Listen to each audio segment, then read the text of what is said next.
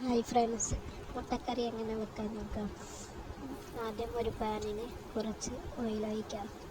ഞാൻ ചിക്കൻ പൊരിച്ച ഓയിലാണ് എടുത്തത്. അത് സവാള ഇട്ട് ലേശം ഉപ്പിട്ട് വഴറ്റി കൊടുക്കുക.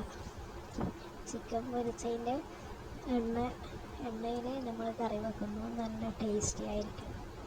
പിന്നെ ഒരു തക്കാളി ഇടുക, 2 പച്ചമുളക്, കുറച്ച് കറിവേപ്പില, ഇഞ്ചി വെള്ളുള്ളി പേസ്റ്റ്, ഇതെല്ലാം ഇട്ട് നന്നായി വഴറ്റുക. നല്ലോണം വഴന്ന് വരുമ്പോൾ നമുക്ക് പൊടികളെല്ലാം ഇടാം.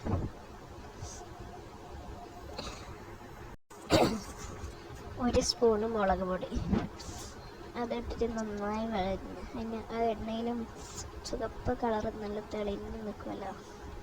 അതുകൊണ്ട് ആദ്യം അത് മുളക് പൊടി ഇട്ടിട്ട് നന്നായി വഴറ്റിയെടുക്കുക.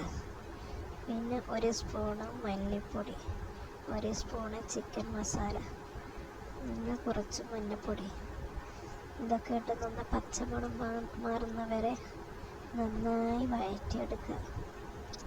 കുറച്ച് ഗരം മസാലപ്പൊടി ഇടുക, കുറച്ച് കുരുമുളക് പൊടിയും ഇടുക.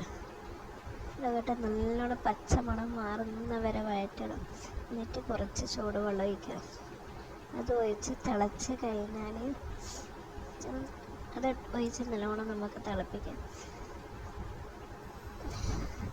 എന്നിട്ട് തിളച്ച് കഴിഞ്ഞാൽ മുട്ട പുഴുങ്ങിയതിട്ടിട്ട് കുറച്ചും കൂടി തിളപ്പിച്ച് വെച്ചാൽ നമുക്ക് ചപ്പാത്തിൻ്റെ കൂടെ, നമ്മളെ രാവിലത്തെ ദോശൻ്റെ കൂടെ അങ്ങനെ കഴിക്കാൻ പറ്റിയ ഒരു മുട്ടക്കറിയാണിത്. ആയിക്കഴിഞ്ഞാൽ കുറച്ച് മല്ലിയില